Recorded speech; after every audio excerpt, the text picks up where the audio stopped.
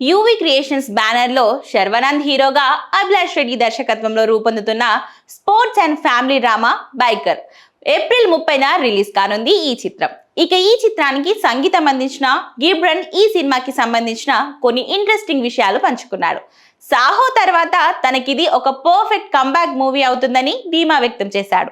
దర్శకుడు అభిలాష్ చెప్పిన కథలోని ఎమోషన్స్ తనను బాగా ఆకట్టుకున్నాయని, స్క్రిప్ట్ చాలా పవర్ఫుల్ గా ఉందని ఆయన పేర్కొన్నాడు.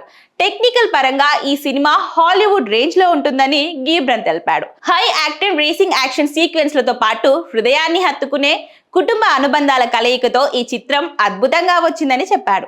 మరీ ముఖ్యంగా తండ్రి కొడుకుల మధ్య ఉండే బాండింగ్ ఈ సినిమాకు ప్రధాన ఆకర్షణగా నిలుస్తుందని, శర్వానంద్ తన నటనతో అందరినీ మెప్పిస్తారని ఆయన వెల్లడించారు. సాధారణంగా కమర్షియల్ సినిమాలో 5 లేదా 6 పాటలు ఉంటాయి, కానీ బైకర్ చిత్రంలో మొత్తం 8 పాటలు ఉండడం విశేషం. ఇందులో ఒక పూర్తి స్థాయి పాటతో పాటు మిగిలినవన్నీ కథలో భాగంగా వచ్చే సాంగ్స్ అని గిబ్రన్ స్పష్టం చేశాడు.